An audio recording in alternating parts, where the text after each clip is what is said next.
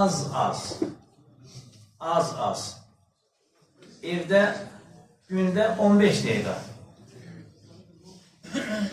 15 dəqiqə xalqla əlaqəni kəsib, haqla məşğul olmaq yəni.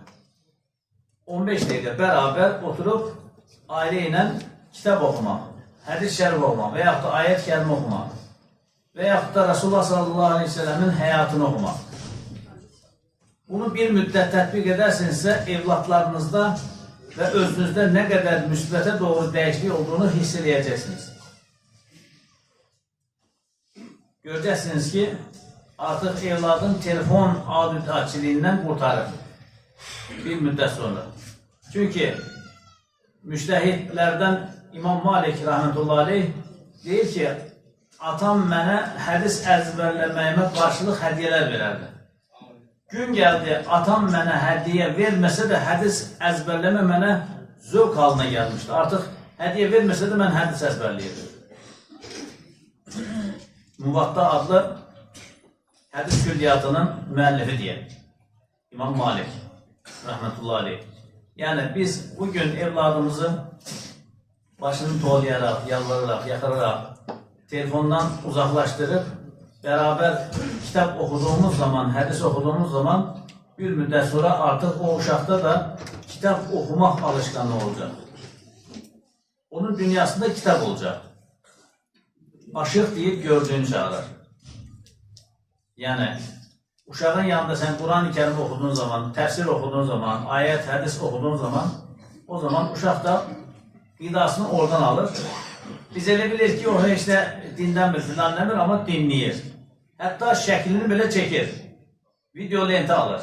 Sabahlarını görürsən ki, sən yediyin kimi yiyir, sən içdiyin kimi içir, sən elədiyin hərəkəti o da eləyir. Onlar bizi kopyalayır. Uşaqlar evlərin güzgüsüdür. Uşaq məktəbdə söyürsə, evdə də valideynin söyür.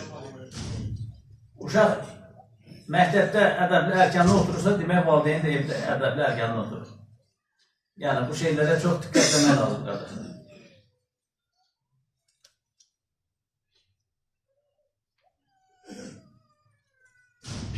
Ürəklərdən qulaqlar, necə sevgilər çağlar. Sən bu nəcib ümməti Rəbbim tarumar etmə.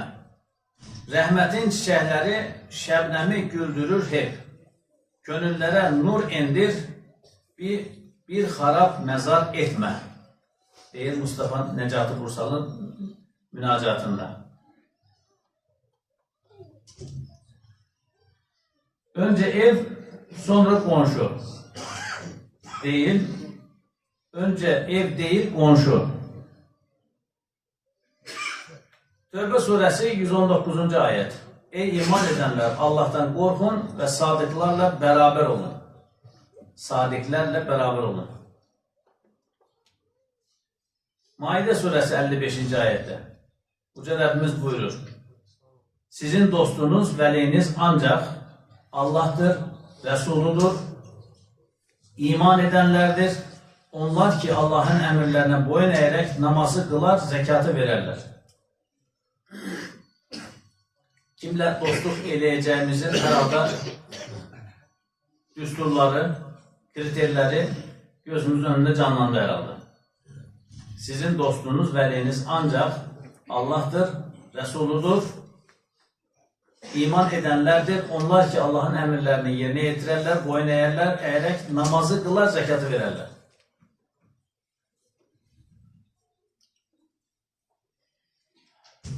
Yaxşı yoldaşla pis yoldaşın misalı, müşk daşıyanla körük çəkən, ateş yandıran, ocaqla uğraşan insanlar kimidir? Müşk sahibi ya sənə qoxusundan ikram edər və ya sən ondan satın alarsan. Körük çəkənə gəlincə, o ya sənin paltarını yandırar, yaxud da onun pis qoxusu sənə sirayət edər. Rəvah Buxari. İndi yəni köhnə əl əməyi ilə o dəmirçilik eləmək məsələsi daha yavaş-yavaş sıradan çıxır. Amma rayonlarda bəzi yerlərdə qalır. Bəzi körüklər belə yuxarıdan aşağı olurdu. Bilməm, yaşlılar görür herhalde. Bəzi körüklər də belə olurdu, belə. Bir tərəf basırdan o tərəf çəkənin, bir tərəf basırdan o tərəf çəkənin. Fos.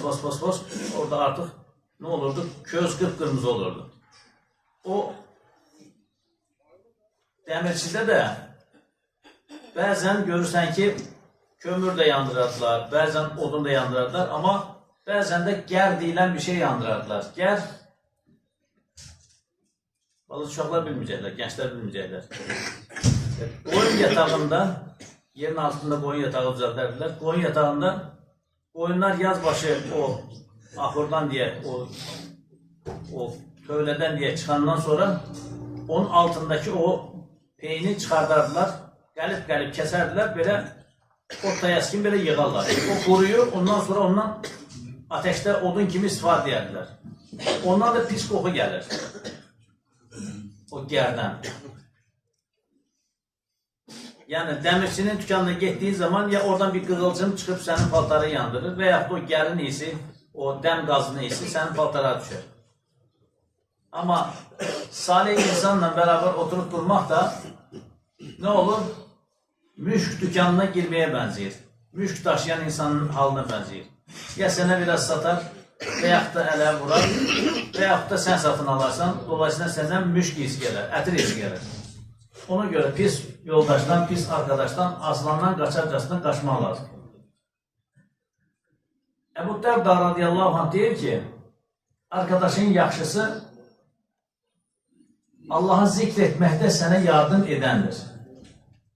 Ondan yaxşısı unuttuğunda xatırladandır. Ondan da yaxşısı görüldüğündə Allah axla gələndir.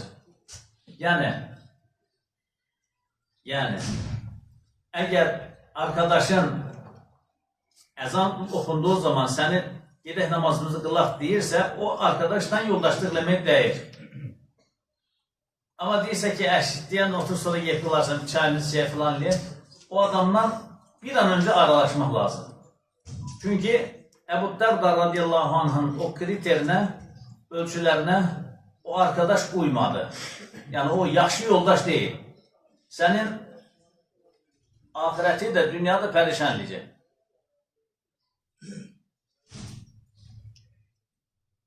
İnsanlar arasında Allah'ın zikrinin açarları vardır. İnsanların onları gördüklerinde derhal Allah'ı hatırlarlar.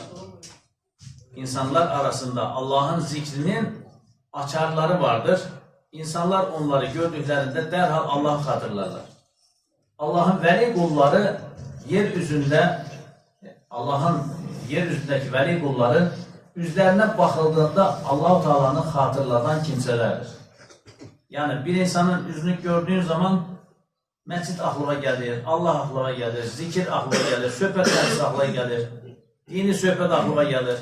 Adam da var, gördüğün zaman Allah korusun başka yerler aklına gelir. O sana Allah'ı hatırladan insan, zikir meclislerini hatırladan insan, ahireti hatırladan insan, əla insan olur. O birisinden uzak gezmək lazım. Şeyh Sədi rahmetullahi aleyh salih ve sadiklerle beraberliğin necə bir nəticə hasil ettiğini Gülüstan adlı eserinde temsili bir şekilde belə hikaye eder. Bir şəxs hamama gider. Hamamda dostlarından biri özünə təmizlənməsi üçün gözəl qoxulu bir gil verir. Fi zamanında, geçmiş zamanda birisi torpaq en güzel təmizləyicidir. Hətta fiqhdə qayda var, hədis şəriflərdə buyurur Allah Resulü Aleyhisselatü Vesselam, birinizin qabından it yalayarsa, onu bir dəfə torpaqla 7 dəfə su ilə yiyin. Bir dəfə torpaq, 7 dəfə su. Yəni torpaq en güzel təmizləyicidir. Görürsən, meşəyə getmişsən, əlin maşın xarab olub, maşın düzəltdin, əlin yağlı-mağlı, yəni mazutlu, sabun yox, deterjan yox, bir şey yox. O zaman ne edeceksen, torpağı götürsen, gili götürsen, suyla ələ ökəlişini görürsən, tərəf təmizliyi. Yəni torpaq en güzel təmizləyicidir. O dövrdə də, keçmiş zamanda da sabunun falan olmadığı vaxtlarda torpaqdan, gildən istifadə edərdilər hamamda təmizlənmək üçün. Gildən ruhu oxşayan ənfəs bir raiha yayılır, ətir yayılır. Adam gilə soruşar, a mübarək, sənin gözəl qoxunla məst oldun. Haydi söylə, sən müşksən, yoxsa ənbərsən? Gil ona cavab olaraq belə deyər. Mən müşk də, ənbər də deyiləm. Bildiyiniz sadə, alelada bir torpağım. Lakin bir gül fidanının altında bulunur, altındaydım və gül qönçələrindən süzülən şəbnəmlərlə hər gün islanırdım. İşte hiss etdiyiniz, könüllərə fərahlıq verən bu raiha o güllərə aiddir.